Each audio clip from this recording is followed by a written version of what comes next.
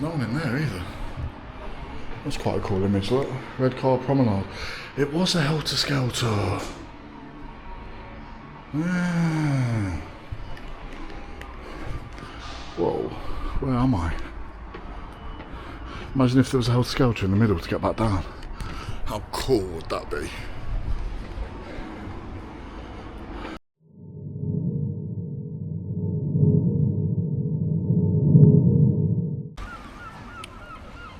Welcome to Redcar, just outside Middlesbrough.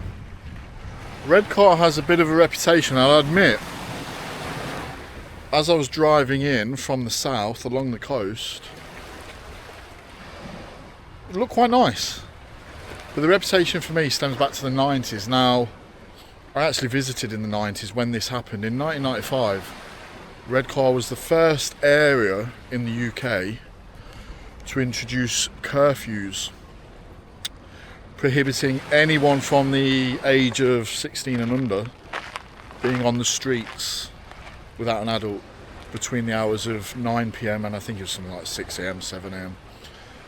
And I remember well, even now, the media attention that it got, and it was due to antisocial behaviour, as we call it now, crime. There was a lot of outrage that it was taking away people's liberties, people's freedom. But then to counteract that, the argument was, well, these are children. Where are the parents? Why are the parents not keeping their kids under control? I've actually been here before, during that time. Had an auntie who lived in the area and came up to visit for, I can't remember how long. And she lived in the middle of where the problems were. What I remember is pretty rough housing estate, like many. Nothing unusual, nothing that set it apart, but clearly something did. So anyway, I'm going to get up here and have a proper look around. And how fitting with the journey along the east coast, straight into an R&I station. If you see me keep swatting flies away, they're flying ants, they've erupted. As I was sat in the car park, which was extortionate, may I add, I just googled the history of the curfews, and actually the curfews in 95 weren't the first curfews. Look at the seagulls drinking.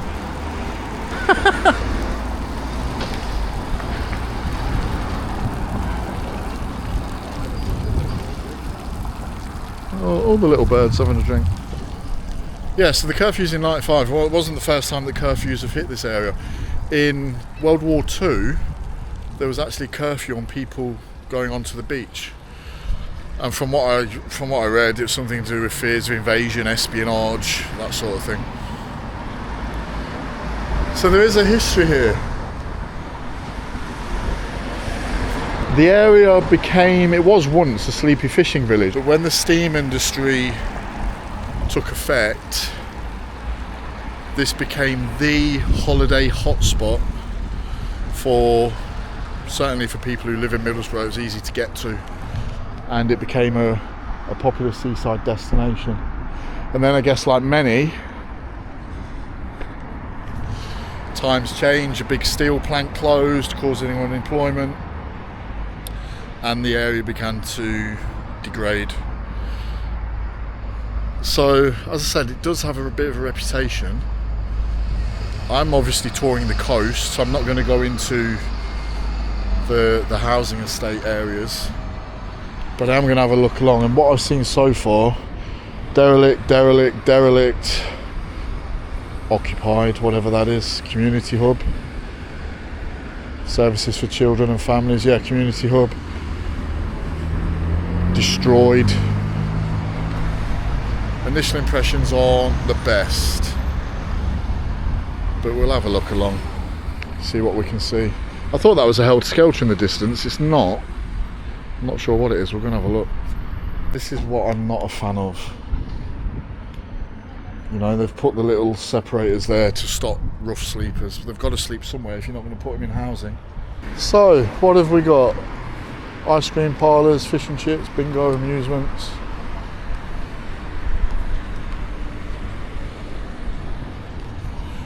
When I came up in the mid-90s, I would have been about 10, 11, 12. For some reason, we never actually came to the seaside that I remember, despite staying for a few days. So I had no idea what to expect here, whether it would be a normal seaside town or what. So far, a few derelict places, but it looks...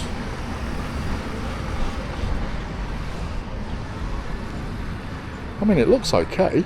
I guess like a lot of seaside towns, when the tourism stops, they lose their identity a bit, don't they? These flying ants are absolutely wild. They're everywhere. Ugh. So I don't know what that is. There's a cafe that side. It's a weird looking building. Quite unpleasant. They've put the wraparound sort of facade, but was it a helter-skelter? Looks like it could have been. I wonder if you can go up there.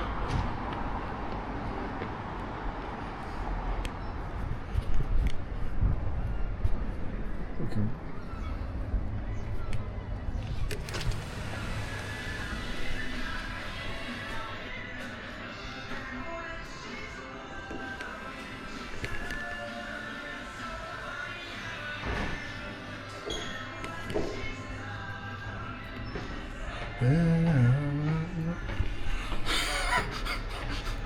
Where am I going?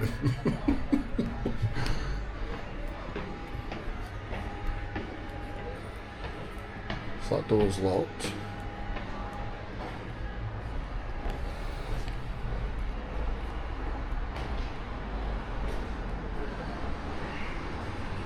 The sky pods.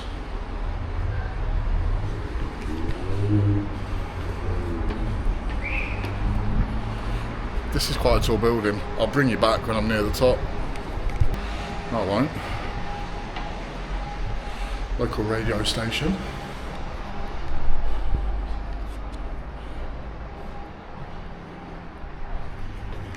Can we just walk in here? Well, clearly you can.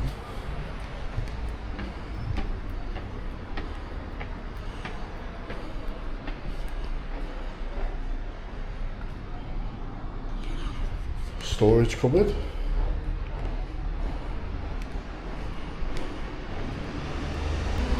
Is that window from? Are they just advertisements? Yeah, that's an empty unit.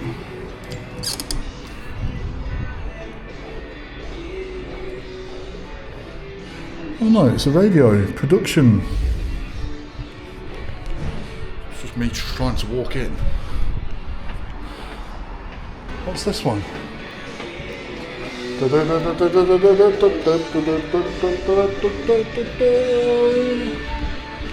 What is this? What's VLab?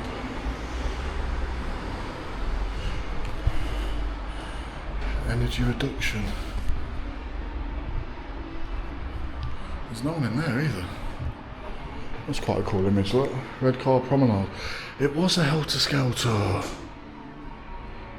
Ah. Whoa, where am I? Imagine if there was a helter-skelter in the middle to get back down. How cool would that be?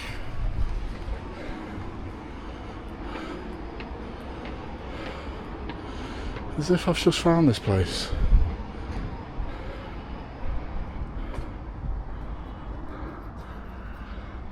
Wow.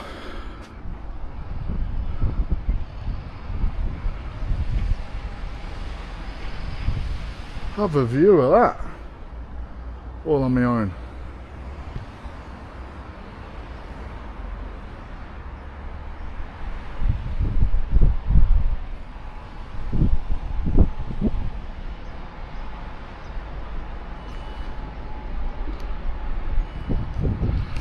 Right, I'm hoping this lift works. Yeah, there is a lift.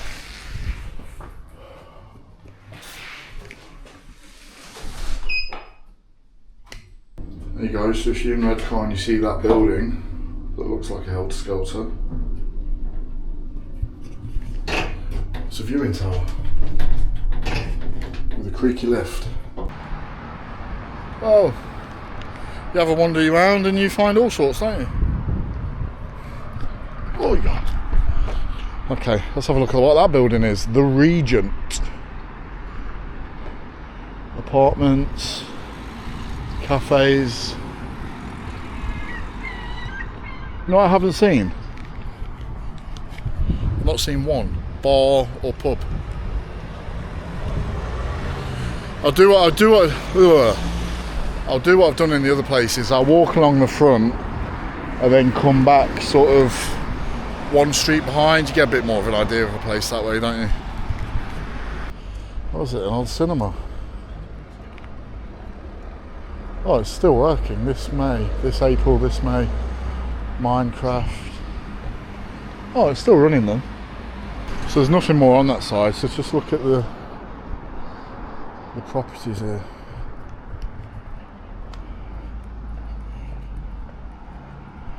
Do you reckon they're big inside? I reckon they are. I mean, that's a bit grim for an entrance. Very grim. Regency Mansions.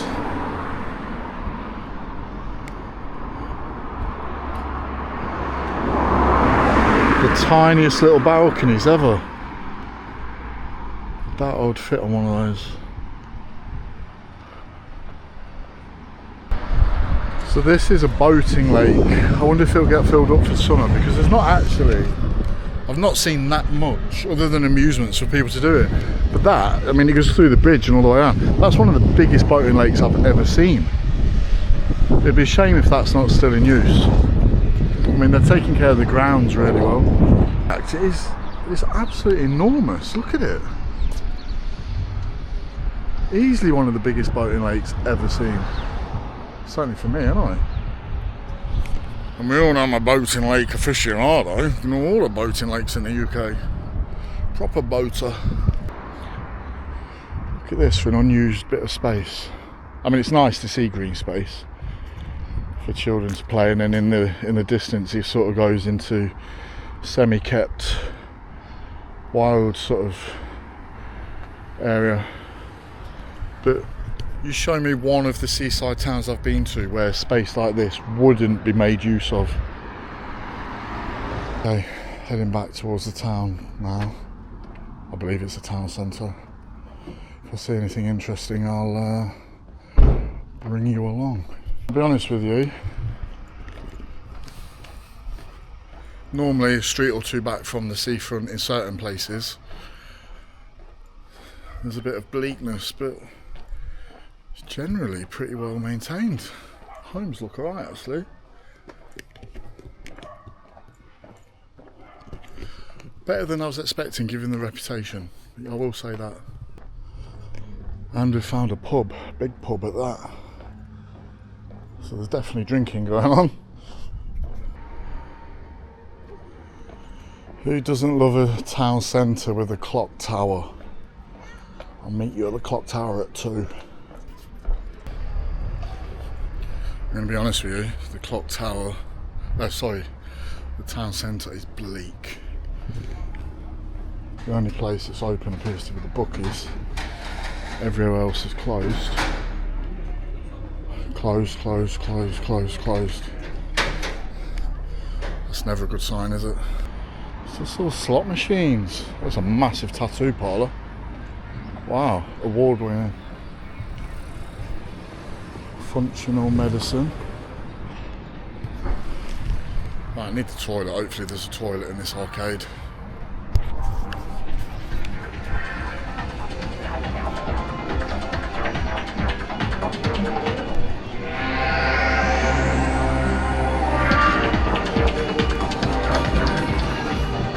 Absolutely empty.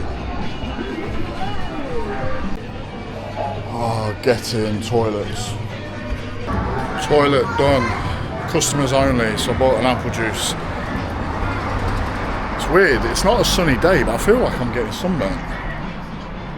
It's quite warm, which is why I keep taking this hoodie on and off. Right, let me get back up onto the high street. Story continues, doesn't it? More closed. It's just nail shops and slot machines. Maybe I spoke a bit too soon. There's a bigger high street the further on I come. So, what am I greeted with? Tanning shops, slot machines, closed. I'm sensing a theme. I mean, what I will say is there's quite a lot of people around from Monday afternoon. It's about 1, half 1. No, is that the time? 3? Okay, it's 3. And there's plenty of people out and about. But it just doesn't seem to be that much worth coming out and about for. I've still only seen one pub. Right, I just nipped into a Coupland bakery. I can't resist them. They do the best jam tarts. The poor girl in there, the aircon's broke. All the ovens are pumping out heat. It's already a hot day. She is struggling. Just said to her they'll probably get that fixed around winter time. Right then. Another schoolboy error of mine. Normally I'll screenshot on Google Maps where I park, and I didn't today. Oh, that's a pub. That looks like an old, God knows what that is. Was. The Livery. Premium brands, top value, all the sporting action.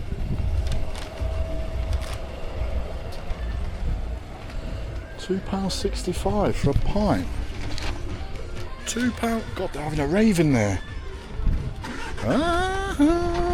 Get some funny looks with this camera. To be expected, I guess. To be expected. £2.65 a pint in that place. What? I mean, Birmingham's not cheap. When I lived in Bournemouth, you're talking not so much for a pint. A pint would be £5 or £6 though. Right, am I down here? Yeah, I am. I remember that museum.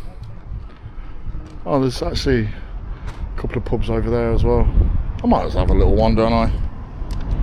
Paid for the parking.